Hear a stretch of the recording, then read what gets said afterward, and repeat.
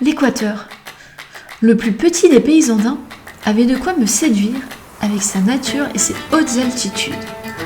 Il n'en fallait pas plus pour que je commence cette itinérance à plus de 4000 mètres d'altitude sur le volcan Pichincha.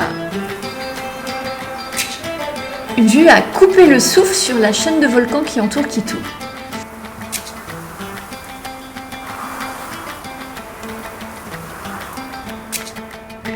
À Quito, impossible de passer à côté de la Vierge gelée qui se voit de toute, mais vraiment de toute la ville.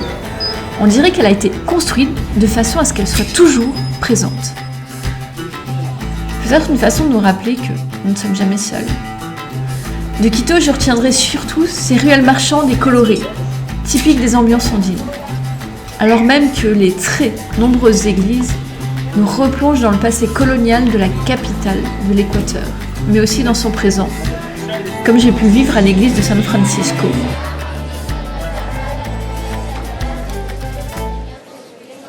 Son style néo-gothique bien particulier, la Basilica del Voto Nacional est l'emblème de l'architecture équatorienne et l'église la plus haute de ce pays. Mais honnêtement, le bonheur, ce fut réellement de sortir de la ville et de me retrouver très rapidement en pleine nature. Et les marchés locaux, je ne sais pas pourquoi, j'ai toujours aimé l'énergie qui s'en dégageait, comme ici au marché de Sakisili, où je ne savais juste plus où donner de la tête. Le chocolat, c'est l'un de mes péchés mignons. Et celui de l'Équateur, il se défend vraiment bien.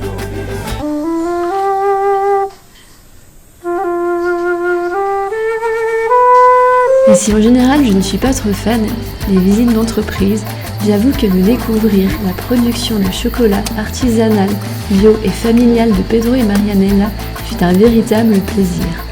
Déambuler dans leur plantation de cacao, goûter aux fruits sauvages ramassés directement par Pedro et terminer autour de leur table avec un succulent déjeuner préparé par l'hôtesse des lieux, un joli moment de partage.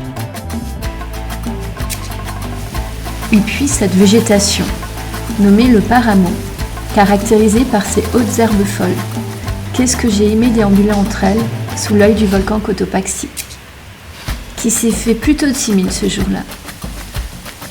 Et pour cause. J'avais davantage rendez-vous avec les nuages qu'avec lui. Mais qu'importe, j'ai toujours aimé me perdre dans les veloutes de brume.